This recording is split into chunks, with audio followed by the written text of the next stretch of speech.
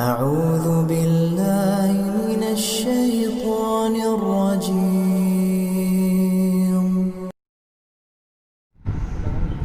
الحمد لله رب العالمين، والصلاة والسلام على سيد الأنبياء والمرسلين نبينا محمد وعلى آله وصحبه أجمعين، أما بعد. قال الله تبارك وتعالى في القرآن المجيد والفرقان الحميد: أعوذ بالله السميع العليم من الشيطان الرجيم، بسم الله الرحمن الرحيم.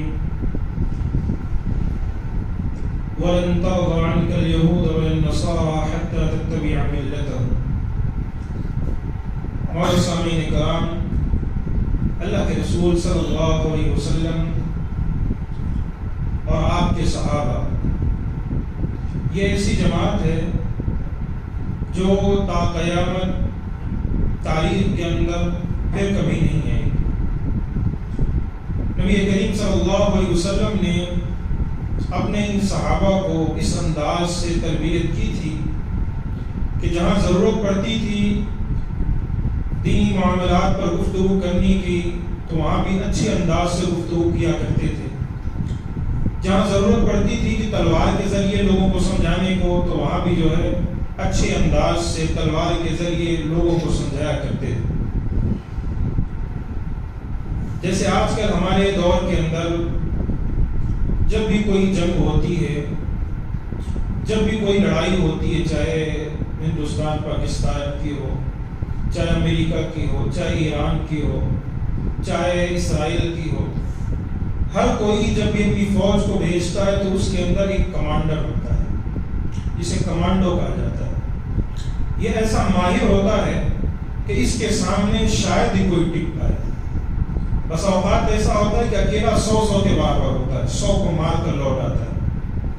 اسی لیے ان کو کمانڈر بنایا جاتا ہے اور ان کو باضابطہ طور پر سالوں سے نکال کر آج کل کے دور کے اندر تو تربیت دی جاتی ہے. ایک کمانڈو کی الگ تربیت ہوتی ہے، اس انداز سے وہ رہتا ہے کہ جو عام فوجی جو نہیں کر پائیں کہ وہ ایک کمانڈر جو ہے بہت دیر تک کر پائے. یعنی ایک عام فوجی اگر 2 دن برف میں ٹک پائیں گے تو ایک کمانڈر 1 ہفتے تک برف میں جو ہے بڑی آسانی سے اپنی زندگی کو گزار دیتا ہے. تو یہ تربیت ان کی ہوتی ہے، ان کو اتنا سخت بنایا جاتا ہے. اور نبی کریم صلی اللہ علیہ وسلم کے دور کے اندر دین اسلام کے سب سے بڑے کمانڈر آپ صلی اللہ علیہ وسلم خود تھے. اللہ کے رسول صلی اللہ علیہ وسلم کے ہاتھ پر کئی جنگیں ہوئی، جس میں جنگ احد بھی ہے، غزوہ بدر بھی ہے، غزوہ خندق بھی ہے اور غزوہ تبوک بھی ہے. یہ وہ جنگیں ہیں جنہیں اللہ کے رسول صلی اللہ علیہ وسلم نے بذات خود گئے اور ان لڑا تھا. لیکن اللہ کے رسول صلی اللہ علیہ وسلم کے ساتھ جن صحابہ نے آپ کے ساتھ جنگ لڑی تھی انہی میں بعض ایسے صحابہ تھے جو کمانڈر کی حیثیت رکھتے تھے، جن کی ذہنیت، جن کی ذہنیت اور جن کی فطانت بالکل اونچی تھی، جن میں ابوبکر صدیق ہیں، عمر بن خطاب ہیں، جن کے اندر خالد بن ولید ہیں، جن کے اندر سعد بن وقاص ہیں، ابو عبیدہ بن جراح ہیں. یہ وہ صحابہ تھے جن کی ذہنیت کو اللہ تبارک و تعالیٰ نے بڑی خوب رکھی تھی. یعنی عین جنگ کے موقع پر کیا چیزیں اپنانا ہے، کیسے کس کو کہاں لے کر جانا ہے، یہ سب جانتے ہیں. اتنی اللہ تبارک و تعالیٰ نے ان کو طاقت دے رکھی تھی. تو انہی میں ایک بہت بڑے صحابی گزرے ہیں جن کی تاریخ اکثر ذکر نہیں کی جاتی. کئی موقع پر اس لیے ذکر نہیں کی جاتی، کئی لوگ ڈر جاتے ہیں بیان کرنے میں کہ ہو سکتا ہے اس کی وجہ سے جو ہے کچھ جہادی کا یا کچھ اور چیز کا الزام لگ جائے، یا کئی لوگ جو ہے کسی خوف کی وجہ سے بیان نہیں کرتے. ان کا نام ہے خالد بن ولید رضی اللہ عنہ. یہ وہ صحابی گزرے ہیں کہ ان کا انداز، ان کا طریقہ، ان کا وتیرہ بڑا خوب تھا، ان کی زندگی بڑی اچھی گزری. یہ وہ صحابی گزرے ہیں کہ انہوں نے اللہ کے رسول صلی اللہ علیہ وسلم کے ہاتھ پر اسلام قبول کرنے کے بعد دین اسلام کی کافی مدد کی. اگر دین اسلام جو ہے روم، فارس، ایران، ان تمام ملکوں میں، فلسطین اور اسی انداز سے عراق، یہ تمام شہروں اور ملکوں میں اگر اسلام پھیلا تو ہاں سارے صحابہ کا جو زور تھا، لیکن سب سے زیادہ اہم فریضہ نبھانے والے خالد بن ولید تھے کہ انہوں نے بڑی قد و کاوش، بڑی کوشش کر کے دین اسلام کو وہاں تک پھیلایا جہاں اصحاب رسول صلی اللہ علیہ وسلم کے دماغ کام کرنا بند کر دیتے، یا جہاں وہ لوگ کشمکش میں ہو جاتے کہ ہمیں یہاں کیا کرنا چاہیے، ایسا کون سا حربہ اپنائیں کہ ہم جیت جائیں. وہاں خالد بن ولید جیسی شخصیت جو ہے بڑی آسانی سے امت کو اس جنگ کے اندر سے نکال کر لا دیتی تھی. اللہ کے رسول صلی اللہ علیہ وسلم نے خالد بن ولید کے بھائی سے ایک مرتبہ اللہ کے رسول صلی اللہ علیہ وسلم نے پوچھا، کہا وہ اسلام قبول کر چکے تھے. تو اللہ کے رسول نے کہا خالد کیسے، کیا وہ اسلام قبول نہیں کریں گے؟ تو خالد بن ولید کے بھائی نے کہا اللہ کے نبی پتہ نہیں، اب اللہ ہی ان کو جو ہے لے کر آئے. تو اللہ کے رسول صلی اللہ علیہ وسلم نے ان کو نبی کریم صلی اللہ علیہ وسلم نے ارشاد فرمایا، کہا کہ ضرور انشاءاللہ خالد بن ولید جو ہے اسلام قبول کریں گے. ان کی ذہنیت اور ان کے ذہن میں اللہ تبارک و تعالیٰ نے ان کی عقل کو اللہ نے بڑا تیز رکھا ہے، وہ انشاءاللہ اسلام قبول کریں گے. یہاں یہ باتیں ہو رہی تھی. وہاں خالد بن ولید رضی اللہ عنہ جیسی شخصیت جب غزوہ خیبر واقع ہوا، خندق واقع ہوا، اس کے بعد صلح حدیبیہ واقع ہوئی. یعنی اللہ کے رسول صلی اللہ علیہ وسلم جو ہے مکہ مکرمہ جا رہے تھے. مکہ مکرمہ جانے سے قبل جو ہے عرب کے لوگوں نے اللہ کے رسول کو روک لیا، کہا اللہ کے نبی آپ نہیں جا سکتے، مکہ میں داخل نہیں ہو سکتے. عرب کے کفار و مشرکین نے روکا تو وہیں پر اللہ کے رسول صلی اللہ علیہ وسلم نے ایک صلح قائم کی جس کو کہا جاتا ہے صلح حدیبیہ. تو اس صلح حدیبیہ کے بعد سے خالد بن ولید کی ذہنیت بڑی بدل گئی. وہ بڑے نرم دل پڑ گئے اور بڑے سوچ میں پڑ گئے کہ ایسا کون سا اسلام ہے، ایسا کون سا دین ہے کہ جب بھی جنگ کے لیے جاتے ہیں، جب بھی لڑائی کے لیے جاتے ہیں، جب بھی وہ اللہ کے راستے میں نکلتے ہیں ہمارا نہیں پاتے ہیں. ایک مرتبہ خالد بن ولید خود ارشاد فرماتے ہیں کہ جب غزوہ خندق واقع یعنی خندق کھودی گئی تھی تو اس موقع پر اللہ کے رسول صلی اللہ علیہ وسلم کے صحابہ جب نماز پڑھنے کے لیے چلے جایا کرتے تھے، نماز پڑھتے تھے، تو تب وہ بڑی کوشش کیا کرتے تھے.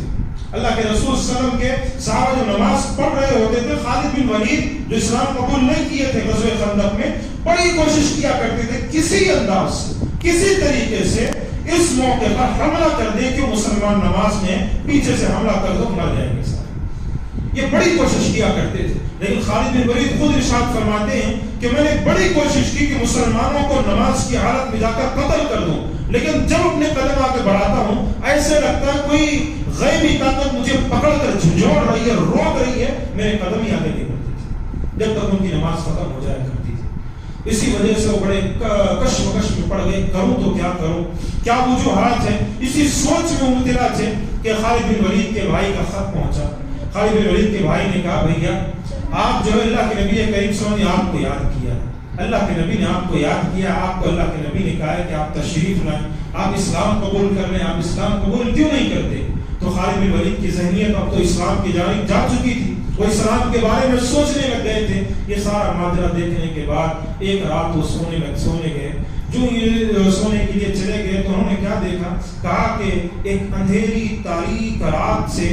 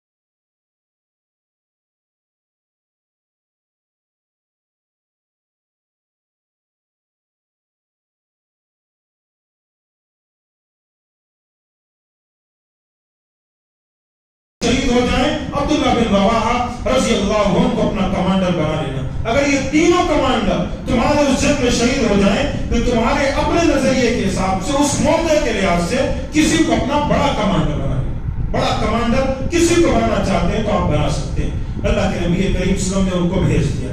جب وہ غزوہ معطا یعنی جنگ معطا جہاں ہونی تھی، معطا جو مقام تھا، وہاں جب وہ پہنچے تو کیا دیکھتے ہیں کہ دشمن اسلام پہلے سے ان کا استقبال کرنے کے لیے تیار، اور سامنے جو لشکر تھا وہ 1.5 لاکھ کا تھا. کتنے؟ 1.5 لاکھ. اور ان کے پاس کتنے لوگ تھے؟ 3,000 اور 1.5 لاکھ کا مقابلہ آپ کیا کرو؟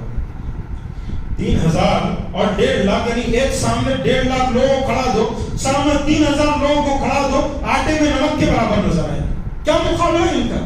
کیا لڑائی ان کی؟ وہ ایمان والے تھے. ان کو جو ہے اپنی جسمانی طاقت پر بھروسہ نہیں کرتے تھے. ان میں کتنی طاقت ہے، کتنی قوت ہے، اس پر بھروسہ نہیں کرتے تھے. بھروسہ کرتے تھے اللہ پر.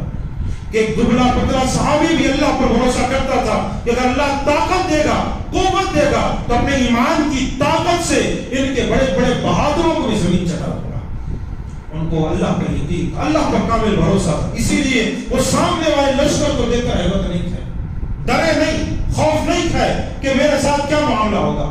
زید بن حارثہ رضی اللہ عنہ کھڑے ہوئے اور لوگوں کو جو جنت کی جانب بلایا، لوگوں کو جہاد کا پیغام دیا. سارے صحابہ بالکل طاقت اور قوت کے ساتھ جنگ گئے. اور اس کے بعد جنگ، جو یہ جنگ ہوئی، آپس میں ایک دوسرے سے لڑنے لگے اصحاب رسول صلی اللہ علیہ وسلم اور ملک شام کے جو بادشاہ اور اس کے ماننے والے جو لوگ تھے، جو یہودی اور نصرانی تھے، آپس میں ایک دوسرے سے جب بھڑ گئے تو اللہ اکبر، تاریخ نے دیکھا کہ صرف 3,000 کا لشکر، صرف 3,000 کا لشکر ایسے دشمنوں کو مار رہا تھا، ایسے کاٹ رہا تھا کہ دشمن سمجھ رہے تھے جیسے ہم سے 2 گنا لوگ، ہم سے 2 گنا طاقت سامنے کھڑی ہوئی. ایک 100 کو مار رہا تھا، لڑائی ایسے کر رہا تھا. لیکن اسی موقع پر زید بن حارثہ رضی اللہ عنہ شہید ہو گئے. جو دین اسلام کا اللہ کے نبی نے جھنڈا، سفید جو جھنڈا اللہ کے نبی نے باندھ کر دیا تھا، وہ اکثر جب جنگ ہوتی تھی، جو جنگ کا کمانڈر رہتا تھا وہ دین اسلام کے وہ جنگ کے اس جھنڈے کو لے کر گھومتا تھا. جب تک جھنڈا اوپر ہے اس کا مطلب جنگ جاری رہنا ہے. جھنڈا جب گر گیا اس کا مطلب یہ کہ ہم ہار رہے ہیں، بھاگ رہے ہیں. یہ جنگ کے اندر ایک نظریہ، ایک طریقہ تھا. تو جھنڈا بالکل اوپر تھا، جو ہی جھنڈا گرنے لگ گیا وہ شہید ہو گئے. جھنڈا گرنے لگ گیا تو جعفر رضی اللہ عنہ دوڑتے ہوئے آئے اور جھنڈے کو تھام لیا. اس جھنڈے کو تھام کر پھر لڑنے لگ گئے. ایک دشمن کی نظر پڑی، دوڑتا ہوا آیا اور جعفر رضی اللہ عنہ کے جس ہاتھ میں جھنڈا تھا نا، اس ہاتھ پر مارا. اس ہاتھ پر مارا، اتنی زور سے وار کیا، ہاتھ کٹ کر بغل میں گر گیا. اللہ اکبر. وہ خون بہ رہا ہے، وہ خون جا رہا ہے. ہمارا کہ ایک انگلی کٹ جائے تو 10 منٹ بھی برداشت نہیں ہے کہ ڈاکٹر ابھی پہنچو، گھر کے اندر کچھ ہے تو خون روکو، کسی طریقے سے بند کرو اس کو. تکلیف ہمیں برداشت نہیں. ایک بازو بالکل کٹ کر سامنے ان کے گر گیا. جھنڈا انہوں نے اس بازو سے نکال کر اپنے دوسرے بازو میں پکڑ لیا. دوسرے بازو میں تھام کر پھر بننے لگے. ہو پیچھے نہیں ہٹے، اندر ہی جاتے گئے. دشمن نے دوسرے بازو پر مارا. یہ بازو بھی کٹ کر نیچے گر گیا. جو ہی یہ دونوں بازو کٹ کر نیچے گر گئے، اپنے پاؤں، دونوں پاؤں کے اندر اس جھنڈے کو پکڑ لیا. کہا میرے ساتھ جو معاملہ پیش آتا ہے تو دین کے جھنڈے کو میرے جیتے جی نہیں گرنے دوں گا.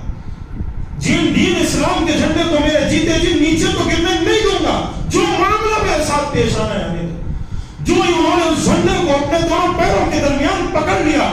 کسی بدبخت نے آیا اور آپ کے پیٹ پر اتنی زور سے کمر پر وار کیا کہ کمر بھی کٹ گئی اور اسی دین اسلام کا جھنڈا نیچے گیا. اللہ اکبر. یہ ان کی طاقت تھی، یہ ان کی قوت تھی. وہ ڈرتے نہیں تھے. وہ یہ نہیں سوچتے کہ میرے بعد میری بیوی بیوہ ہو جائے گی، میرے اتنے بچے ہیں، ان کا کیا ہوگا. جو ان کی طاقت کا نتیجہ تھا، ان کی قوت کا نتیجہ تھا کہ اللہ کے نبی نے ارشاد فرمایا تھا، کہا تھا جعفر نے اپنے ان دونوں ہاتھوں کو دین کے خاطر کٹوایا ہے.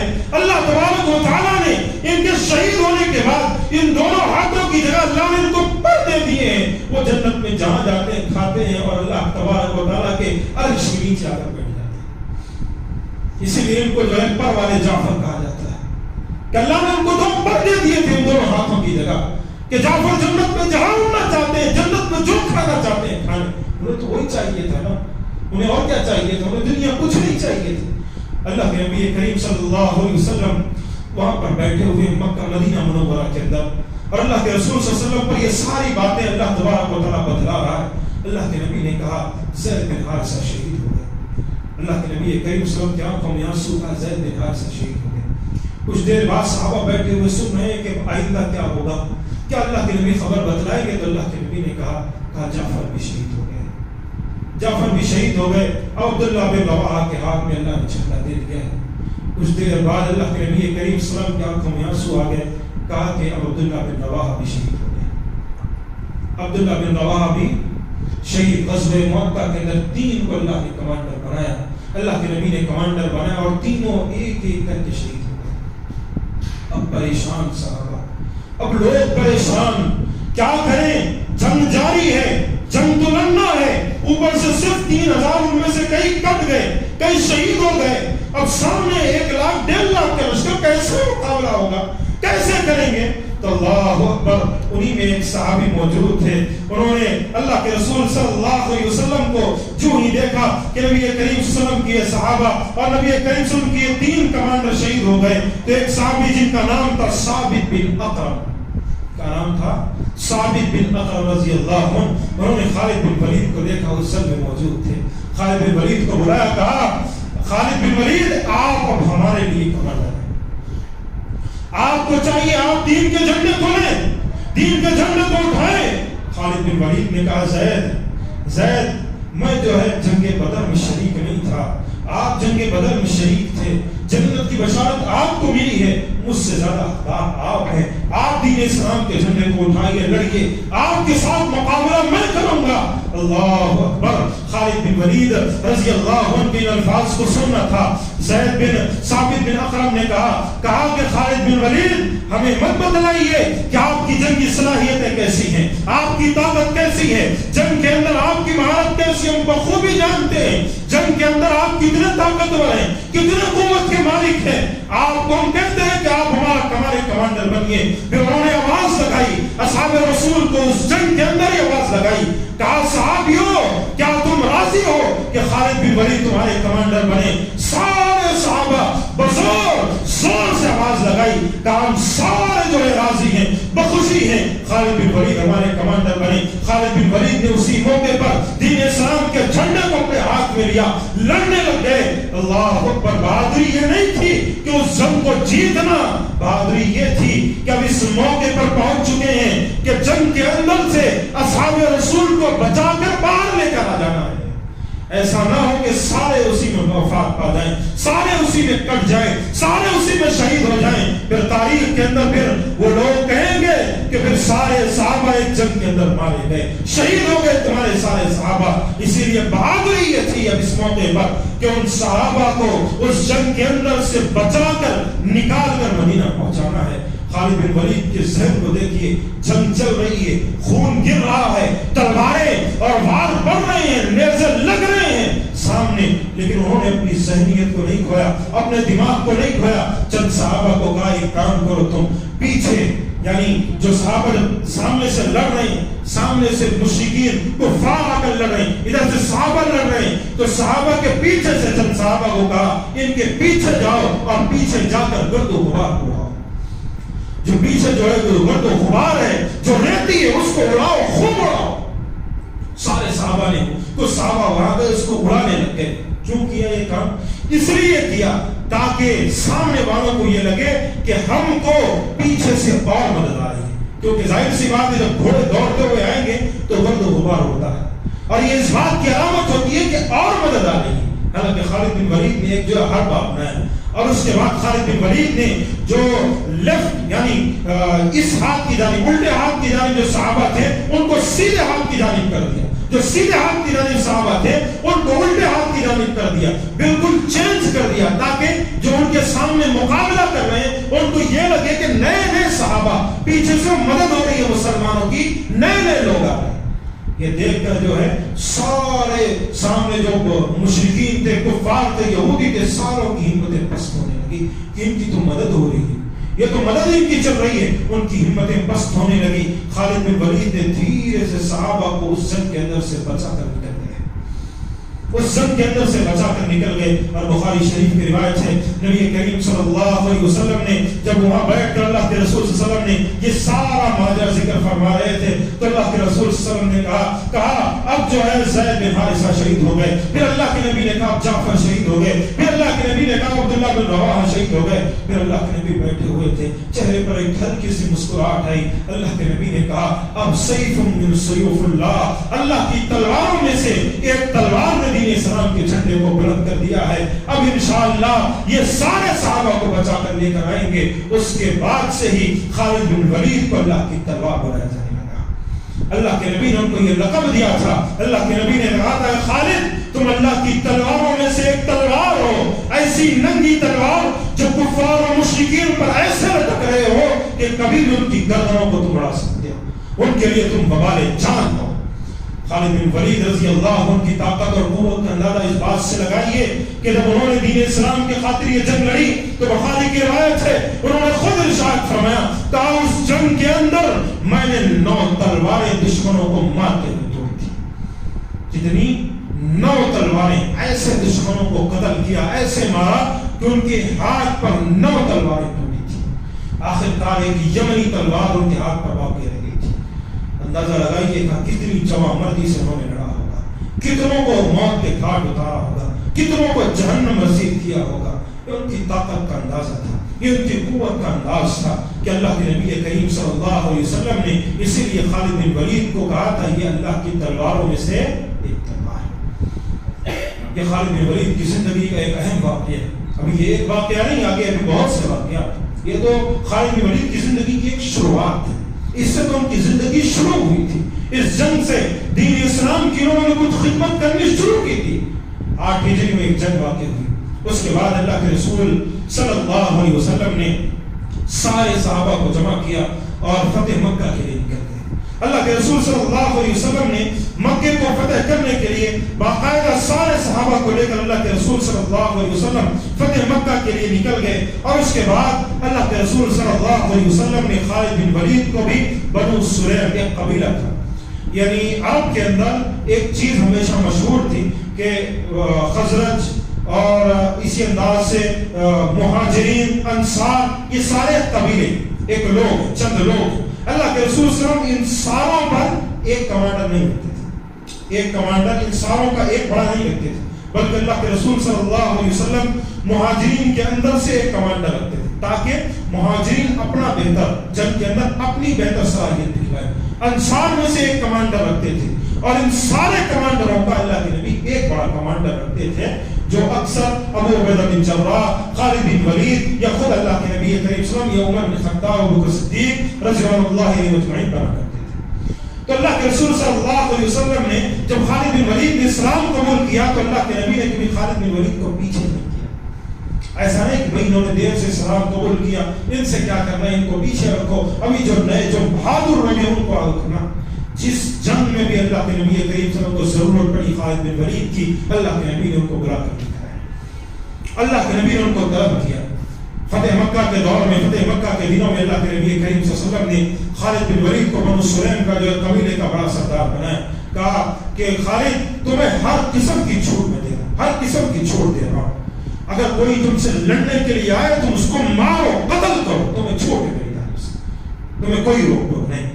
اور اس کے ساتھ اللہ کے نبی نے کہا اگر کوئی تم سے لڑنا نہیں چاہتا تو ان کو قتل مت کرنا, کوئی تم سے لڑنا نہیں چاہتا تو ان کو مت مارنا, تو ان کا قتل مت کرنا. خالد بن ولید رضی اللہ عنہ نے ایسے کیا. جب خالد بن ولید فتح مکہ کے دن, یعنی مکہ جس 8 ہجری کو جب مکہ فتح ہوا, خالد بن ولید جب مکہ میں داخل ہونے لگے تو آپ کے ایک ساتھی, اس سے پہلے میں نے ذکر فرمایا اکرمہ بن ابی جہل, ابو جہل کا بیٹا, جو ابھی اسلام قبول نہیں کیے تھے, وہ جو ہے راستے میں آتے, راستے میں آ کر کھڑے ہو گئے. خالد بن ولید رضی اللہ عنہ کے سامنے آ کر ان سے جنگ کرنے کے لیے تیار. خالد بن ولید نے نیام سے تلوار نکالی, کہا مجھ سے جنگ کرو گے, مجھ سے لڑائی کرو گے؟ اور خالد بن ولید کے تیور دیکھ کے ساروں کی جو ہے پینٹ گیلی ہوگی بھاگتے کو ہے.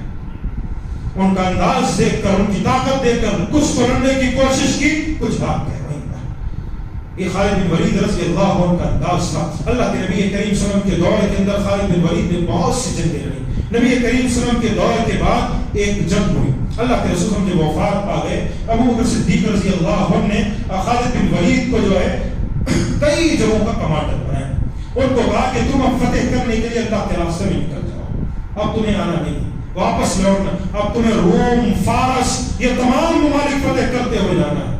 خالد بن ولید کو کمانڈر بنا کر ابو بکر صدیق رضی اللہ عنہ نے بھیج دیا۔ عمر بن خطاب رضی اللہ عنہ جیسی شخصیات یا کئی صحابہ کئی دفعہ کہتے تھے کہ خالد بن ولید کو آپ کچھ زیادہ ہی چاہتے ہیں۔ ابو بکر صدیق رضی اللہ عنہ سے آ کر شکایت کرتے، کہتے خالد بن ولید کو آپ کچھ زیادہ ہی چاہتے ہیں۔ تو انہوں نے کہا کہ مجھ میں ہمت نہیں ہے کہ اللہ کی تلوار کو میں ہٹا سکوں، اگر تم میں ہمت ہے تو اللہ کی تلوار کو ہٹا دو، مجھ میں ہمت نہیں ہے کہ میں اللہ کی تلوار کو اس جگہ سے ہٹا سکوں۔ اور اس کے بعد ایک جنگ ہوئی، مسیلمہ کذاب، اس نے نبوت کا دعویٰ کیا تھا، اس نے نبوت کا دعویٰ کیا، اور اکرمہ بن ابی جہل اور اسی انداز سے کئی اصحاب رسول صلی اللہ علیہ وسلم اس جنگ میں شامل ہوئے، بڑی خوب لڑنے کی کوشش کی، اس سے جنگ نہیں جیت پا رہے تھے، بڑی مشکل ہو رہی تھی۔ خالد بن ولید رضی اللہ عنہ کو ابو بکر صدیق رضی اللہ عنہ نے خط کہا، خالد یہاں پر جنگ ہونے والی ہے اور اصحاب رسول لڑ رہے ہیں، تمہیں بھی آنا ہے۔ خالد بن ولید اسی موقع پر سارے اپنے کمانڈر، اپنے سارے مجاہدین کو لے کر پہنچ گئے، اور وہاں پر پہنچتے ہی سارے صحابہ کو ایک جگہ اکٹھا کیا اور جنگ شروع کر دی۔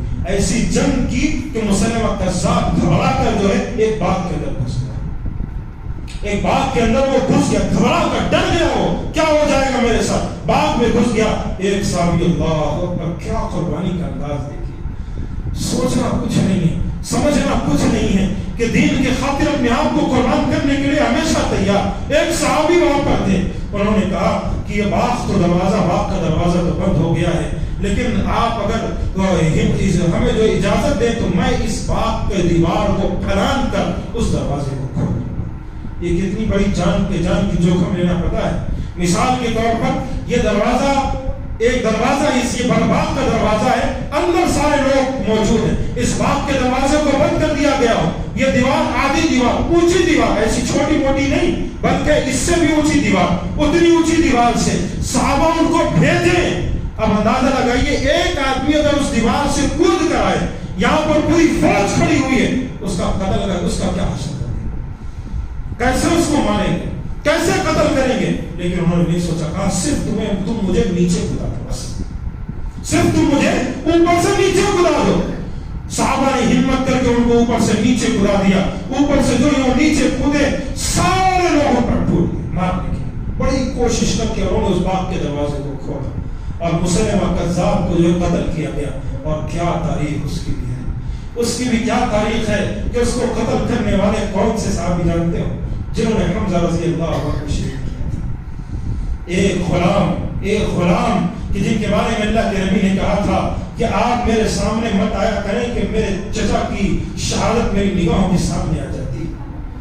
اس موقع پر وہ بڑے غمگین ہو جایا کرتے تھے کہ میں نے حمزہ رضی اللہ عنہ جیسی شخصیت کو قتل کیا۔ تو اس کے بعد انہوں نے سوچا تھا، کہا تھا کہ کفار و مشرکین کے ایک بڑے کمانڈر کو میں ضرور شہید کروں گا، ضرور اس کو ماروں گا، ضرور اس کا قتل کروں گا، یا تو میں شہید ہو جاؤں یا اسے مار لوں۔ اور اس موقع پر مسلمہ کذاب جانتے ہیں، ایک جگہ چھپ کر، باغ کے اندر چھپ کر بیٹھا ہوا ہے، سامنے کیا ہے، سامنے سارے اس کے چاہنے والے ڈھال لے کر بیٹھے، بالکل یہ سمجھیے اتنا کیا ہے، اتنی شان ہے اس کے اندر سے وہ نظر آ رہا ہے، بس اتنی شان کے اندر سے وہ نظر آ رہا ہے۔ اور یہ تو ماہر تھے، اپنے جو نیزے کے نیزہ اٹھایا اور بالکل اس شان کو ناپا اور نیزہ ایسے پھینکا کہ اتنی سی سوراخ کے اندر سے نیزہ جا کر مسلمہ کذاب کے سینے کو پار کر کے باہر نکلا، وہ شخص مارا گیا۔ یہ خالد بن ولید رضی اللہ عنہ کی جنگوں میں سے ایک جنگ آپ کو بتا رہا ہوں، خالد بن ولید رضی اللہ عنہ کی زندگی کی، کہ ان کی زندگی کی ایک بڑی خوب اور بڑی پیاری جنگ گزری، کیونکہ آپ دیکھیے ان کی زندگی کے اندر سوائے جنگوں کے آپ کو کچھ نہیں ملے گا۔ ان کی زندگی کے اندر سوائے جنگوں کے، سوائے لڑائی کے، سوائے اللہ کے راستے میں مقابلہ کرنے کے آپ کو کچھ بھی نہیں ملے گا، کچھ بھی نہیں۔ ایک جنگ ہوئی جسے جنگ یرموک کہا جاتا ہے۔ یرموک ایک جگہ کا نام ہے، یا یہ سمجھیے یرموک ایک جھیل یا ایک کیا کہتے ہیں وہاں سے بہنے والا جو ہے ایک سمندر کا نام ہے، وہاں سے ایک جھیل بہتی ہے، اس جگہ کا نام یرموک۔ وہاں پر رومی تھے، وہاں پر وہ جمع ہوئے تھے، تقریباً 2 لاکھ یا 2.5 لاکھ کے قریب تھے۔ پورے جمع ہوئے. تو اللہ کے رسول صلی اللہ علیہ وسلم کے صحابی ابو بکر صدیق رضی اللہ عنہ نے اس جگہ پر ابو سفیان کو بھیجا. کس کو بھیجا ذرا سوچیے. ابو سفیان کو بھیجا, اکرمہ بن ابی جہل کو بھیجا, اس کے ساتھ اللہ کے نبی کریم صلی اللہ علیہ وسلم کے صحابی نے ابو عبیدہ بن جراح کو بھیجا. اس مقام پر اور بڑے بڑے صحابہ کو بھیجا تاکہ وہاں جا کر اس سے مقابلہ کریں, ان سے لڑیں, ان سے جا کر مقابلہ کریں, ان کو ہرائیں. اتنے بڑے بڑے کمانڈر جنگ یرموک کے اندر اتنے بڑے بڑے کمانڈر وہاں پہنچے ہوئے ہیں تاکہ ان سے مہینے گزر گئے, جیت نہیں پائے, مہینے گزر گئے. آخرکار وہاں سے خط ملا, خط یہاں سے لکھ کر بھیجا گیا ابو بکر صدیق کو کہ ہم جیت نہیں پا رہے, ہمیں اور مدد چاہیے. تو اللہ ابو بکر صدیق رضی اللہ عنہ نے وہاں سے خط لکھ کر بھیجا, کہا اب تمہاری مدد میں ایک کے ذریعے اور کر رہا ہوں. اور اس کے بعد خالد بن ولید عراق میں موجود تھے. خالد بن ولید رضی اللہ عنہ کو خط لکھا, کہا تمہیں جانا ہے یرموک کے اندر. اور خالد بن ولید کو صرف 5 دنوں کے اندر یرموک پہنچنا تھا. عراق سے یرموک 5 دنوں کی مسافت, تاریخ میں آتا ہے 2 مہینے کی مسافت تھی. کتنے مہینے کی؟ 2 مہینے کی مسافت کو صرف 5 دنوں میں طے کرنا ہے. صرف آپ اسی سے اندازہ لگا لیجیے کتنی تیز جانا ہے, کتنی جلدی ان کو پہنچنا تھا. تو انہوں نے کہا کہ کوئی ہے جو راستہ جاننے والا ہو, جو طریقہ جاننے والا ہو, جو ہماری مدد کر سکے, ہم 5 دنوں میں پہنچ سکیں. تو کہا ہاں, ایک شخص جس کا نام رافع ہے, اسے راستہ بڑا بہترین پتا ہے. جب اس کو بلایا گیا تو اس نے کہا راستہ تم کو بتلا دوں گا, لیکن جتنا تم سارے سامان لے کر چل رہے ہو نا, یہ اس راستے میں کام آنے والا نہیں. اپنے اونٹوں کو جتنا پانی بچا ہوا پانی پلا دو, تاکہ ایک راستے میں اگر پیاسے ہو جاؤ تو اونٹ کو ذبح کر کے پانی پی لو. اور ساتھ میں جو ہے اپنے ساتھ جو پانی لیے ہوئے اس کو اپنے قریب رکھ لو, باقی جتنی سامان ہے سارا یہاں پھینک دو. وہ راستہ بڑا تنگ دست اور ایسا تنگ راستہ کی تاریخ میں آتا ہے. جب خالد بن ولید گزرے تو جو رافع لے جانے والا تھا نا, اس راستے کی شدت گرمی کی وجہ سے وہ خود اندھا ہو گیا. اتنی گرمی تھی, پیاس کی شدت کی وجہ سے اس کی آنکھوں پر پردے پڑ گئے تھے. اور کئی صحابہ آگے راستے میں شہید ہو گئے. اور جس بالکل دشوار گزار گھاٹی سے جو گزارتا تھا نا, اتنی تیز دھوپ کہ اگر گھوڑا جو ہے ذرہ تھوڑا کسی جو ہے چٹان کی جانب ٹچ ہو جایا کرتا تھا تو گھوڑا ٹوٹ جاتا تھا. اتنی تیز دھوپ رہتی تھی, اتنی جو ہے سخت دھوپ. اور ایسے راستے سے لے کر گیا کہ اس نے خود کہا یہ وہ راستہ ہے جس پر آج سے پہلے کسی پرندے نے پر بھی نہیں مارا, کسی پرندے نے پر تک نہیں مارا. اس راستے سے تمہیں لے کر چل رہا ہوں. اور اس کے بعد اس دشوار گزار راستے سے لے کر گیا, آدھے مقام پر جب پہنچا گیا تب صحابہ نے کہا ہم میں ہمت نہیں, ہمیں پانی چاہیے. تو اس نے کہا کہ تم کس جگہ ٹھہرو. پھر اس نے پوچھا, رافع جو شخص تھا وہ اندھا ہو گیا تھا, لیکن اس نے پوچھا کہاں پر ہے. بتایا گیا فلاں مقام پر ہے. تو کہا یہاں پر تلاش کرو کھوپڑی کی مانی, یعنی انسان کی کھوپڑی کی مانی, یہاں اطراف میں ایک درخت ہے, اس کو تلاش کرو. سارے صحابہ تلاش کرنے لگے, تھک ہار کر آ گئے. کہا نہیں ملا. کہا یا تو تلاش کرو یا تو اس وادی کے اندر اپنی موت کا انتظار کرو, باقی دوسرا کوئی راستہ نہیں. یا تو پھر ہمت کر کے چلو, کوئی دوسرا راستہ نہیں. اگر وہ تمہیں نہیں ملا کوئی دوسرا راستہ نہیں. بہت تلاش کرنے کے بعد وہ ریتیوں کے اندر دب کر ان کو ملا, لیکن اس درخت کو کاٹ دیا گیا تھا, اس کا تنا ملا. تو اس شخص نے کہا کہ اس جگہ پر فلاں جگہ پر تم ریتی جو ہے ڈالو, ریتی پھینکو. جو ہی وہاں ریتی پھینکی گئی پانی جو ہے نکلنا. اللہ اکبر, کیا اس دور کے لوگ تھے, ان کی ذہنیت دماغ کیا تھی کہ اندھے ہو گئے لیکن راستہ ان کو ایسے یاد ہے کہ اندھے کی حالت میں بھی وہ راستہ بتلا ہے. بتا رہے فلاں مقام پر فلاں جگہ پانی ملے, وہاں سے پانی نکل گیا. سارے صحابہ نے پانی پیا, جنگ یرموک پر پہنچ گئے. اب یہاں پر اصل موقع ہے, یہاں پر اصل چیز ہے. غزوہ یرموک پر جب پہنچے, جہاں پر جنگ ہونی تھی, وہاں پر سارے صحابہ کو خالد بن ولید پہنچے تو بڑے دکھی ہو گئے.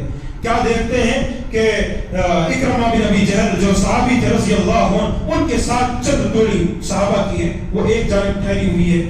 یا خالد بن, یا جو ہے عمر بن عاص کی ایک ٹولی یہاں پر ٹھہری ہوئی ہے, ابو عبیدہ بن جراح کی ٹولی یہاں پر ٹھہری ہوئی ہے, ابو سفیان کی ٹولی یہاں پر ٹھہری ہوئی ہے. سارے لوگ الگ الگ جگہ پر ٹھہرے ہوئے ہیں. ساروں کا اپنا کمانڈر ہے, ساروں کی نمازیں بھی الگ. وہ ظہر کی نماز اپنی الگ امامت کر رہے ہیں, یہ ظہر کی نماز کی امامت الگ کر رہے ہیں, یہ ظہر کی نماز کی امامت الگ کر رہے ہیں, یہ ظہر کی نماز کی کی امامت الگ کر رہے ہیں، سارے الگ رکھے ہو. خالد بن ولید کو تعجب ہو، بہت تعجب ہو. وہ بھی جو ہے اپنی ایک الگ ٹولی جو بنا کر وہاں بیٹھے. وہاں جو ہی بیٹھے ہوئے تھے خالد بن ولید رضی اللہ عنہ. تو اس کے بعد انہوں نے سارے کمانڈر جو ابو سفیان، اکرمہ بن ابی جہل، ابو عبیدہ بن جراح، یہ سارے بڑے بڑے کمانڈرز ان کو بلایا. کہا آؤ. ساروں کو ایک میٹنگ میں بلایا گیا اور ساروں کے سامنے ایک چیز رکھی. کہا دیکھو ایسے جنگ لڑیں گے نا تو جنگ نہیں جیتیں گے. ایسے جنگ لڑی جائے گی تو جنگ تم کبھی نہیں جیتو گے. جنگ جیتنے کے لیے ساروں کو اکٹھا ہونا ضروری. اگر دشمن تمہیں یہ دیکھ رہے کہ تم میں اتحاد اتفاق کی جگہ اختلاف ہے، تم آپس میں ہی ایک دوسرے سے نہیں مل رہے ہو، تو دشمن تمہیں بڑی آسانی سے مار دے گا. تمہاری تعداد کتنی ہے؟ بعض روایت میں آتا 36,000، بعض روایت میں آتا 46,000، اور سامنے تعداد کتنی ہے؟ 2.5 لاکھ. کہا دشمن جو ہے اگر ٹولیوں میں بھی آئے گا تمہیں قتل کر دے گا. ایک کام کرو تم سارے کے سارے کمانڈر جو ہے مل کر ان سارے صحابہ کو ایک جگہ جمع کرو، سارے ایک جگہ مل جاؤ، اور تم سارے کے سارے کمانڈر میں سے ایک بڑا کمانڈر. یعنی آج کے دن مثال کے طور پر آج کے دن اکرمہ بن ابی جہل کمانڈر بنیں گے. اگر کل جنگ ہوئی کل ابو سفیان بنیں گے. پرسوں جنگ ہوئی تو پرسوں جو ہے میں بنوں گا. اس کے بعد جنگ ہوئی ابو عبیدہ بن جراح. ایسے ہم جو ہے ایک دوسرے کی کمانڈری میں جنگ لڑتے بھی رہیں گے، ساروں کو کمانڈری بھی ملے گی اور جنگ بھی جیت جائیں گے. تو کہا یہ بڑی اچھی چیز ہے. تو ساروں نے مشورہ کیا کہ کمانڈر کس کو بنائیں گے. اب یہاں پر بات آ گئی کمانڈر کس کو بنائیں گے، کون کمانڈر بنے گا. اب سارے پریشان ہو کہ بنائیں تو کس کو کمانڈر بنائیں، کس کو کمانڈر بنایا جائے. تو ساروں نے اتفاق کیا کہ خالد بن ولید کو بنا لیتے ہیں. کون سا ایک دن میں جنگ جیت جائے گی، کون سا ایک دن میں یہ جنگ جو فتح ہو جائے گی. خالد بن ولید کو پہلا کمانڈر بنائیں گے. دھیرے دھیرے ہم بھی کمانڈر بنیں گے، ہمارا بھی راستہ آئے گا. ہم بھی کل جو کمانڈر، پرسوں انہوں کمانڈر، پرسوں یہ صحابی کمانڈر، سارے بنیں گے. پہلے دن خالد بن ولید کو بنائیے. کس کو پتا تھا کہ خالد بن ولید جو ایک ہی دن میں پورا پاسا بدل دیں گے. خالد بن ولید رضی اللہ عنہ نے جو ہے سینہ تان کر باہر نکلے. باہر جو ہی نکلے تو سامنے سے جو ہے دعوت مبارزت ہوتی ہے. ایک جب جنگ ہوتی ہے، جب جنگ لڑی جاتی ہے تو شروعات میں جو ہے سامنے سے ایک ایک فرد لڑتے ہیں. تو ان میں سے ایک شخص آیا، ایک شخص آ کر خالد بن ولید سے لڑنے کی کوشش کی. خالد بن ولید نے اس کو وہیں پر قتل کر دیا. اور اس کے بعد جب جنگ چالو ہوئی تو خالد بن ولید نے اکرمہ بن ابی جہل کو بلایا. کہا تم ادھر آؤ، تم کو میں اتنی ٹولی دے رہا ہوں، یعنی اتنے لوگوں کی تم کو ٹولی دے رہا ہوں. اتنے لوگوں کی ٹولی لے کر تم چلے جاؤ. تم اتنے لوگوں کی ٹولی لے کر جا کر سیدھا حملہ کر دو. سیدھا تم لڑنے لگ جاؤ. پیچھے سے بیک اپ میں لے کر آنا، پیچھے سے بیک اپ لڑنے کے لیے میں لے کر آؤں. تم اتنی ٹولی لے کر لڑنے لگ جاؤ. وہ چلے گئے. تو اسی موقع پر سامنے سے جو کمانڈر، جو اس میں بڑے کمانڈرز ہیں ان میں سے ایک کمانڈر نہیں، سامنے جو رومی لشکر موجود تھا ان میں سے ایک کمانڈر باہر آیا. اس نے کہا کہ خالد میں تم سے ملنا چاہتا ہوں.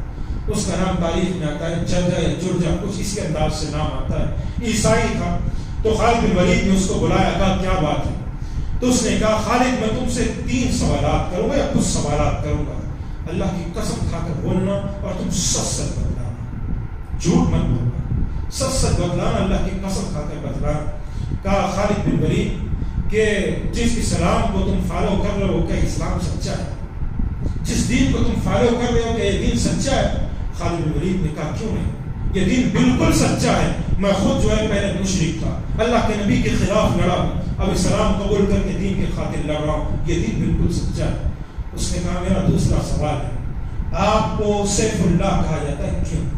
اللہ کی تلوار آپ کو بولا جاتا ہے، یہ کیوں، کیا وجہ ہے؟ تو انہوں نے کہا کہ یہ جو ہے اللہ کے نبی کریم صلی اللہ علیہ وسلم نے میرا لقب رکھا ہے، میرا نام رکھا ہے اللہ کے نبی نے سیف اللہ، اسی لیے مجھے اللہ کی تلوار کہا جاتا ہے. تیسرا سوال اس نے پوچھا. کہا کہ اگر کوئی بندہ اسلام قبول نہ کرے تو، اگر کوئی شخص سامنے والا، یہاں پر ذرا غور کیجئے، جو آج دین اسلام کو جو بھٹکانے کی کوشش کر رہے ہیں کہ دین اسلام تلوار کے زور پر پھیلا ہے، لوگ صحابہ نے تلوار کے زور پر دین اسلام کو پھیلایا ہے، یہاں پر ذرا غور کیجئے گا. اس شخص نے پوچھا کہا اگر کوئی اسلام قبول نہ کرے تو، انہوں نے کہا کہ اسلام قبول نہ کرے تو ہم اس کو کہتے ہیں کہ بھائی تم جزیہ دے دو، تم جزیہ دے دو، تم جو ہے اتنے سال کے اندر تم اتنا جو ٹیکس مسلمانوں کو ادا کر دو، تمہارے جان کی حفاظت ہم.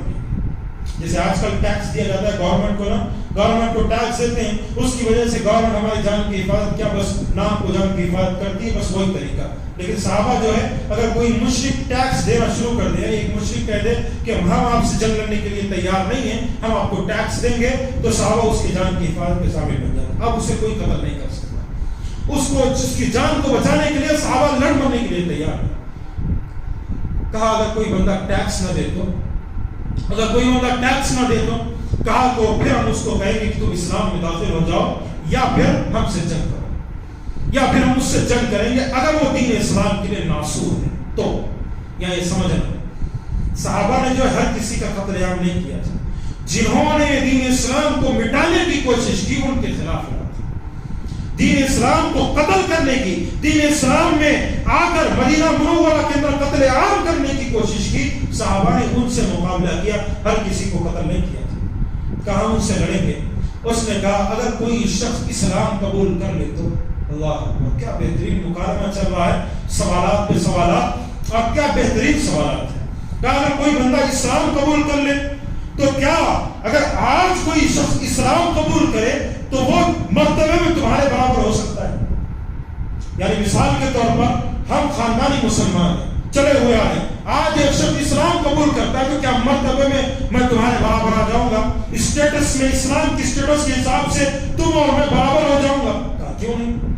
تو کہا کہ پھر مجھے بھی اسلام میں داخل کرنا. اللہ اکبر. ایک کمانڈر ہے مشرکوں کا، کافروں کا، اس نے کہا مجھے بھی اسلام میں داخل کرو، میں بھی مسلمان بننا چاہتا ہوں، مجھے بھی اسلام میں لے کر آ جاؤ. خالد بن ولید نے اس کو لایا اپنے حجرے کے اندر، جو بھی ان کا جو بنا ہوا تھا اس میں لا کر ان کو کہا یہاں غسل کرو. پھر وضو کروایا، اس کے بعد کہا 2 رکعت نماز پڑھو. یہاں 2 رکعت نماز پڑھی، اس کے بعد کہا کہ جاؤ جنگ لڑو. یہ وہ صحابی، یہ وہ شخص بنے جنہوں نے صرف اپنی زندگی میں 2 رکعت نماز پڑھی اور اپنے اوپر جنت کو فرض کروا لیا. صرف اپنی زندگی میں 2 رکعت نماز پڑھی بس، اور اس کے بعد اللہ کے راستے میں نکل گئے، شہید ہو گئے. زندگی میں 2 رکعت نماز پڑھ کے اللہ کے راستے میں شہید. کیا خوب زندگی، کیا بہترین زندگی تھی ان کی. اللہ کے راستے میں یہ شہید ہو گئے. اور ایسے ہی تاریخ کے اندر واقعات بے پناہ ملتے. یہ تو میں نے آپ کو مردوں کے ذکر فرمایا، عورتوں کا حال بھی بتلاؤں آپ کو. میں عورتوں کا حال بھی بتلاؤں کہ یہ تو مردوں کے واقعات ہے. اور یہی جنگ یرموک ہے کہ اللہ اکبر، آج ہم میں جو ہے محبت نہیں ہے، آج ہم میں پیار نہیں ہے، آج ہم میں الفت نہیں ہے، آج ہم میں ایک دوسرے سے لگاؤ نہیں ہے.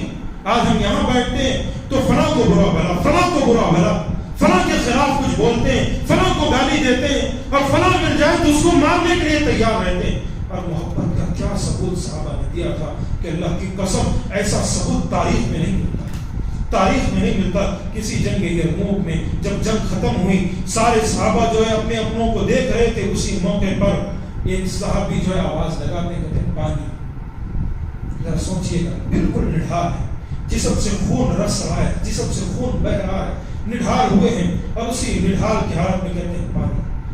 تو ایک پانی پلانے والے صحابی جو تھے وہ دوڑتے ہیں، ان کے پاس جاتے ہیں، کہتے ہیں لیجیے پانی.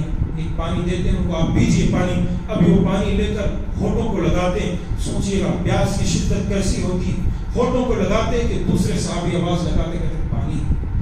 یہ اپنے ہونٹوں سے اس پانی کو دور کرتے ہیں، کہتے ہیں پہلے میرے دوسرے بھائی کو پانی پلاؤ، پھر میں پیوں گا.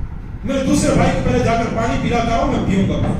دوسرے صحابی کے پاس وہ پانی پلانے والے جاتے ہیں، ابھی ان کو وہ پانی کا پیالہ دیتے ہیں، وہ اپنے ہونٹوں پر لگاتے ہیں. جو ہونٹوں پر لگانے جاتے ہیں، تیسرے صحابی کہتے ہیں پانی. تو یہ دوسرے صحابی ہوتے ہیں، یہ کہتے ہیں کہ نہیں، پہلے میرے تیسرے بھائی کو پانی پلاؤ، پھر پانی پیوں گا. اللہ اکبر، کیا محبت کا انداز تھا. انہی کچھ سالوں قبل ایک عالم یہ تھا، ایک طریقہ یہ تھا کہ یہی لوگ تھے جو ایک انڈا، یعنی مرغی نے اگر جو ہے خزرج کے اندر، یعنی اوس کے اندر نہیں، جا کر خزرج کے اندر انڈا لے کر آ گئی نا. اوس کی مرغی تھی، خزرج میں نہیں، خزرج والے قبیلے میں جا کر انڈا دی. اب اس ایک انڈے کے لیے دادا پوترا نواسا اور پھر اس کی نسل جنگ کرتے تھے. تاریخ میں ایک انڈے کے لیے لڑا کرتے تھے. یہ حالت تھی ان کی لڑائی.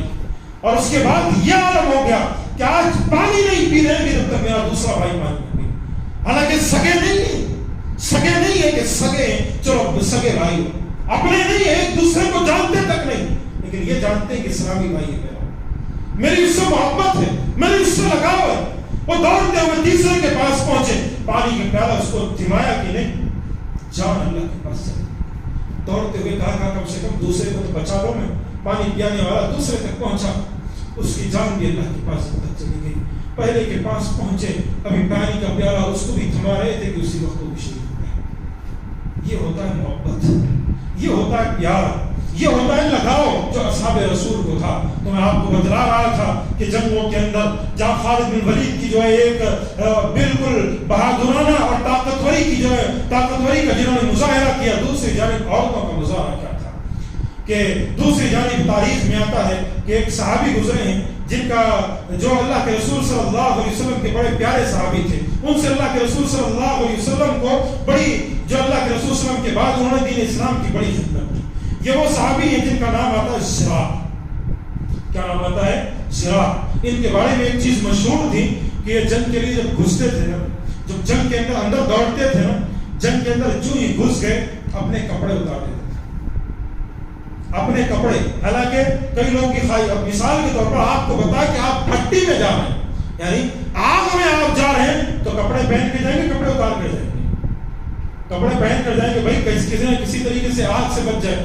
آپ جب جنگ کے لیے جا رہے ہیں پتہ ہی تلواریں لگے گی، یہ کپڑے اتارتے تھے، اور جو ہی کپڑے اتار لیتے تھے نا تو پھر کسی مشرک میں ہمت نہیں ہوتی تھی ان کے پاس آ جائے، اتنا ڈر ہوتا تھا کہ بھائی اب یہ بندہ جو ہے نکل گیا آگے، اب اس سے مقابلہ نہیں کر سکتے۔ ان کی ایک بہن تھی جن کا نام تھا خالہ۔ ابو بکر صدیق رضی اللہ عنہ نے جب شروعات میں جنگ کا اعلان کیا اللہ کے نبی کی وفات کے بعد، تو سارے صحابہ جنگ کی تیاری میں لگ گئے، زراع بھی جنگ کی تیاری میں لگ گئے۔ تو ان کی بہن آئی، کہا بھیا مجھے بھی جنگ میں جانا ہے، مجھے بھی جنگ میں آپ کے ساتھ چلنا ہے۔ کہا بہن جنگ جو ہے کوئی کھیل نہیں ہے، مرد لڑنے کے لیے جاتے ہیں، عورتوں کی کوئی ضرورت نہیں ہے، ویسے بھی تمہارا بھائی ہے نا، خاندان کے لیے اکیلا کافی ہے، خاندان کا نام اکیلا ہی کر لے گا، ضرورت نہیں ہے آپ کی۔ کہا نہیں بھیا مجھے بھی آپ کے ساتھ جانا ہے، آپ کی مدد مجھے کرنی ہے، مجھے بھی ساتھ لے کر چلو، میں وہاں کے جو پیاسے ہیں جو جنگ کے اندر زخمی ہوں گے ان کا زخم کروں گی، ان کے زخموں پر گرم پٹی کروں گی، میں پانی پلاؤں گی، مجھے بھی چلنا ہے۔ آخر کار یہ ابو بکر صدیق کے پاس گئے، کہا کہ میری بہن بہت ضد کر رہی ہے ساتھ چلنے کی۔ ابو بکر صدیق نے کہا لے کر چلے جاؤ ساتھ، اور لے کر چلے جاؤ۔ اتفاق یہ ہوا کہ رومیوں سے یا پھر ایرانیوں سے جب ایرانیوں سے جب جنگ ہوئی تو ایرانیوں نے ان کے بھائی کو قیدی بنا دیا، ان کے بھائی کو ایرانیوں نے جو ہے قیدی بنا کر لے کر چلے گئے۔ اور یہاں پر اصحاب رسول صلی اللہ علیہ وسلم یعنی سارے صحابہ جنگ کے لیے تیار، صفیں بالکل بندھی ہوئی، صفوں کے ساتھ بالکل تیار ہے۔ وہاں سے خالہ رضی اللہ عنہ، اللہ اکبر، اللہ کی کیا بندی تھی، کیا انداز تھا کہ عورتوں کے جو ہے خیمے سے باہر نکلتی ہے، چہرے پر جو ہے دوپٹہ باندھتی ہے، چہروں کو بالکل جو ہے اچھی طریقے سے باندھتی ہے، ہاتھ میں تلوار ایک ہاتھ میں، دوسرے ہاتھ میں نیزہ یا تیر لیے ہوئے، اور پھر وہ اپنے گھوڑے کے جو لگام کو تھامے ہوئے جب نکلتی ہے، عورتیں دیکھ کر دنگ، پوچھتی ہے کہاں جا رہی ہو؟ کہتی ہے کہ اپنے بھائی کو آزاد اپنے بھائی کو آزاد کرنے جا رہی ہوں۔ ان صحابہ کی صفوں میں آ کر وہ کھڑی ہو جاتی ہیں۔ صحابہ بڑے حیران و پریشان، یہ کون سا بہادر آ کر کھڑا ہو گیا، بالکل ہی بہادر کھڑا ہوا ہے، کون ہے؟ پھر صحابہ کی صفوں کو وہ چیرتی ہوئی دشمنوں کی صفوں میں گھستی ہیں۔ تاریخ میں دیکھا کہ ایک ہاتھ میں تلوار، دوسرے ہاتھ میں نیزہ، اور لگام کو تقریباً اپنے منہ سے دبائے ہوئے، یہ بعض روایات میں آتا ہے جس ہاتھ میں نیزہ تھا اسی ہاتھ میں لگام کو پکڑے ہوئے گھوڑے کو دشمنوں کی صف میں دوڑا دیا۔ ڈری نہیں، خوف نہیں کہیں کیا ہوگا، دشمنوں کی صفوں میں دوڑا دیا۔ جس جگہ سے وہ گزرتی تھی نا، نیزہ مارتے ہوئے، تلواروں سے وار کرتے ہوئے پوری کی پوری ایک لائن کو کاٹ کر واپس آ گئی۔ اللہ، پوری ایک لائن کو ایسے ہی گئی، پوری ایک لائن کو کاٹا واپس آ گئی۔ صحابہ پریشان، ایسا کون سا بہادر ہے، ایسا کون سا طاقتور ہے، ہم یہاں پر موجود ہیں۔ پھر سارے پریشان، کہا کون؟ کہا ہو نہ ہو یہ خالد بن ولید ہے، ہو نہ ہو یہ خالد بن ولید ہے۔ پھر دیکھا، کہا خالد بن ولید تو یہ ٹھہرا ہے، پھر کون ہے؟ خالد بن ولید خود پریشان کہ بھائی یہ ہے کون سا بندہ جو جا کر لڑ کر آ گیا۔ اور خالد بن ولید کے پاس سے وہ آ کر ٹھہری۔ خالد بن ولید نے کہا ذرا اپنا جو ہے آپ نقاب تو اتاریے، آپ ہے کون؟ خالد بن ولید ان کو مت سمجھ رہے تھے تو انہوں نے کہا کہ دین اسلام نے عورتوں کے چہرے کو دیکھنا منع فرمایا ہے، دین اسلام نے عورتوں کے چہرے کو دیکھنا منع فرمایا ہے۔ پوچھا کون؟ آپ ہیں کون؟ کہا میں سرار کی بہن ہوں۔ کہا تم لڑنے پر کیوں آمادہ ہوئی؟ کہا میرے بھائی کو انہوں نے قیدی بنا لیا۔ کہا کہاں قیدی بنایا ہے؟ کہا فلاں جگہ۔ خالد بن ولید نے حملہ کیا لیکن ان کے بھائی کو نہ چھڑا پائے۔ بعد میں ایک جنگ ہوئی جس کے اندر انہوں نے ان کے بھائی کو چھڑا کر لے کر آگے۔ یہ طاقت وہی تھی، یہ عورتوں کا انداز تھا، یہ عورتوں کی طاقت تھی۔ پھر خالد بن ولید رضی اللہ عنہ کی زندگی کے اسی جنگوں کے اندر ان کے لمحات گزرتے رہے۔ ایک اہم مسئلہ ساتھ میں آپ کو بتلا دوں، خالد بن ولید رضی اللہ عنہ کے تعلق سے شیعوں کے اندر جو سب سے زیادہ نفرت پائی جاتی ہے نا خالد بن ولید سے، نفرت جہاں ابو بکر صدیق عمر بن خطاب سے پائی جاتی ہے وہاں خالد بن ولید سے۔ اور آج کل جو لوگ میں ذہنیت بنی ہوئی ہے، بعض لوگ کہتے ہیں کہ عمر بن خطاب رضی اللہ عنہ نے خالد بن ولید کو جو ہے کمانڈری کے عہدے سے بعد میں معزول کر دیا، یعنی ابو بکر صدیق رضی اللہ عنہ کے دور تک خالد بن ولید کمانڈر تھے۔ انہوں نے عراق فتح کیا، فلسطین تک گئے، انہوں نے شام، ملک شام کو فتح کیا، انہوں نے اس کے بعد روم کے بادشاہ کو اپنے گھٹنوں پر لے کر آئے، ایران کے بادشاہ کو اپنے گھٹنوں پر اتارا، یہ سارے فتح کرتے ہوئے جا رہے تھے۔ لیکن جو ہی ابو بکر صدیق رضی اللہ عنہ کی وفات ہوئی، عمر بن خطاب رضی اللہ عنہ نے خط لکھ دیا، خط لکھ کر کہا کہ خالد بن ولید کو معزول کر دو اور ان کی جگہ کمانڈر ابو عبیدہ بن جراح کو بنا دو۔ تو یہاں پر بعض لوگ کہتے ہیں کہ دیکھو عمر بن خطاب جو کتنے برے ہیں کہ ایک بندہ جو دین کے خاطر لڑ رہا ہے اس کو معزول کر دیا۔ یہاں بات سمجھنے والی ہے، عمر بن خطاب نے معزول اس لیے نہیں کیا کہ ان کی اپنی کوئی پرسنل دشمنی تھی، کوئی پرسنل دشمنی تھی اس لیے نہیں کیا، اس لیے کیا کیونکہ صحابہ کے اندر ایک چیز، ایک عادت بن گئی تھی۔ وہ عادت یہ تھی کہ جب کبھی بھی صحابہ کرام کے صفوں میں خالد بن ولید ہوتے نا تو صحابہ بڑے آرام سے سوتے تھے، آرام سے بیٹھے رہتے تھے، ڈرنے کی کیا ضرورت ہے؟ جب اللہ کی تلوار ساتھ میں لے کر پھر رہے ہیں تو ڈرنے کی کیا ضرورت ہے؟ جنگ ویسے جیت جائے۔ تو سکون ایک صحابہ کے اندر آ گیا تھا، ایک قسم کا جو بھروسہ، یہ سمجھ لیں ایک زیادہ ہی بھروسہ آ گیا تھا جو ان کو ڈر تھا کہ آگے چل کر یہ عبادت میں تبدیل ہو جائے گا، یعنی آگے چل کر آگے آنے والے لوگ مثال کے طور پر جیسے عبد القادر جیلانی ہے، ان کے قبر کی پجاری بن گئے، ویسے ہی آگے چل کر خالد بن ولید کی قبر کی پجاری بن جائے گا۔ بھائی انہوں نے جو جنگیں فتح کی تو اسی ڈر سے انہوں نے ان کو معزول کر دیا، لیکن خالد بن ولید نے کبھی اس معزولی کو جو ہے اپنے لیے برا نہیں سمجھا۔ اس کے بعد بھی انہوں نے جنگیں لڑی۔ پھر 21 ہجری یعنی عمر بن خطاب رضی اللہ عنہ کے دور کے اندر خالد بن ولید رضی اللہ عنہ اپنے بستر پر لیٹے ہوئے تھے، بیمار تھے، بیماری کی شدت ان کو پکڑ چکی تھی اور آنکھوں سے بے ساختہ آنسو گر رہے تھے، رو رہے تھے، اور وہ بصرہ کے اندر موجود تھے، بصرہ ایک جگہ کا نام ہے، وہاں موجود تھے اور بہت زیادہ رو رہے تھے۔ لوگوں نے پوچھا کہا کیوں روتے ہو؟ کہا کہ میں نے اپنی زندگی میں 100 سے زائد جنگیں لڑی، 100 سے زائد جنگیں لڑی، لیکن میں شہادت کے رتبے پر فائز نہیں ہوا۔ مجھے اس بات کا بہت افسوس ہے، میں شہید نہ ہو پایا، اس بات کا بہت افسوس ہے کہ میرے جسم کا کوئی ایسا جوڑ نہیں ہے، کوئی ایسی جگہ نہیں ہے جہاں پر تلوار یا تیر کا زخم موجود نہ ہو، یعنی جسم کے اکثر حصے پر تلوار یا تیر کا زخم موجود ہے، تلوار یا تیر کی جگہ موجود ہے۔ خالد بن ولید رضی اللہ عنہ رونے لگ گئے تو سارے لوگوں نے پوچھا کیوں روتے ہو؟ تو اس کے بعد 21 ہجری کو خالد بن ولید رضی اللہ عنہ اس دار فانی کو چھوڑ کر چلے گئے۔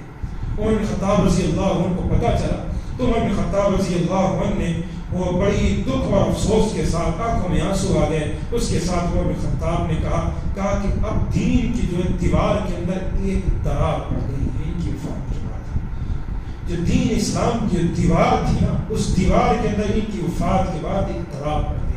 اب وہ دین کی جو دیوار ایک درار پڑ گئی، اب یہاں سے دشمن داخل ہونا شروع ہو جائیں گے، اور وہی ہوا۔ اس کے بعد دھیرے دھیرے جنگ کا جو ہے پاسا بڑھتا گیا، دین اسلام جو ہے دھیرے دھیرے لوگوں نے دین اسلام کو جو ہے تباہی و بربادی کے دہانے پر لے کر جانے لگے۔ یہ خالد بن ولید کی زندگی کا ایک مختصر سا واقعہ میں نے ذکر فرمایا، کوئی لمبا واقعہ نہیں۔ ان کی زندگی کے واقعات، جنگوں کے ان کے واقعات سنانے بیٹھوں نا تو 3 گھنٹے 4 گھنٹے بس نہیں ہوتے، اتنے لمبے واقعات۔ یہ مختصر سا کی زندگی کا واقعہ آپ کو ذکر فرمایا تاکہ سمجھ جائیں کہ یہ بھی یاد رکھیں کہ خالد بن ولید بھی کوئی تھے، کوئی صحابی تھے، جنہوں نے دین کی خدمت کی، کیونکہ آنے والی نسل کو نا دھیرے دھیرے ایسے لگتا ہے جیسے ان واقعات سے لوگ جو ہے ان کو دور کر دیں گے۔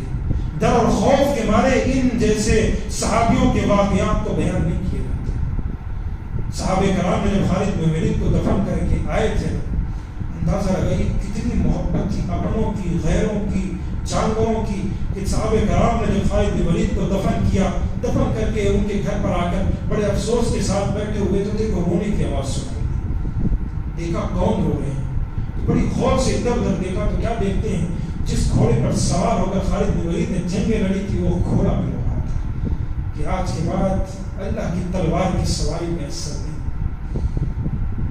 وہ گھوڑا بھی رو رہا تھا کہ آج کے بعد میں ان کے ساتھ نہیں ہے۔ اس گھوڑے کی آنکھوں میں بھی آنسو تھے، وہ زار و قطع زور زور سے رو رہا تھا کہ جانوروں میں بڑی محبت تھی اپنے جو سرداروں کے تعلق سے۔ یہ خالد بن ولید کی وہ زندگی ہے جنہوں نے اس اپنی زندگی کے اندر جب اسلام قبول نہیں کیا تھا تب بھی اسلام قبول کرنے کے بعد بھی بہادری کے جوہر دکھلائے تھے، اور ان کی زندگی سے ہمیں یہ سبق سیکھنا ہے کہ مشکلات، پریشانیاں، تکالیف چاہے جتنی بھی آئیں لیکن اسلام کے دامن کو نہیں چھوڑنا ہے، دین کے دامن کو نہیں چھوڑنا ہے، چاہے جو بھی موقع آ جائے دین کے دامن کو نہیں چھوڑنا ہے۔ اب آپ کے ذہن میں ایک ہی سوال یہ آتا ہے کہ وہ شہید ہوئے کیوں؟ کیونکہ ابو عبیدہ بن جراح نے جنگ لڑی شہید ہو گئے، اکرمہ بن ابی جہل جنگ لڑی شہید ہو گئے، اور اسی انداز سے دوسرے صحابہ بڑے بڑے کمانڈر جو دین کے تھے انہوں نے جنگیں لڑی شہید ہو، انہوں نے شہید کیوں، شہادت کیوں نہیں ملی ان کو؟ تو پھر ایک بات ہمیشہ یاد رکھیے گا کہ اللہ کی تلوار کو کوئی توڑ سکے اس دنیا میں ایسی کوئی طاقت نہیں ہے، اسی لیے وہ اپنی زندگی میں کبھی شہید نہیں ہوا ہے۔ کہ اللہ کے نبی نے کہا تھا کہ یہ اللہ کی تلوار ہے، تو اس دنیا میں کسی میں اتنی طاقت نہیں ہے کہ اللہ کی تلوار کو توڑ دے، اسی لیے وہ ذاتی قدرتی موت وفات پائے ہیں لیکن کسی شہید کے فضیلت سے کم پر نہیں ہے۔ یہ مختصر سی زندگی تھی۔ اللہ سے دعا ہے اللہ تبارک و تعالیٰ ہم تمام کو کل قیامت والے دن ان اصحاب رسول صلی اللہ علیہ وسلم کے ساتھی بنائے اور ان کے ساتھ جنت میں داخلہ عطا فرمائے۔ آمین۔ وآخر دعوانا الحمدللہ۔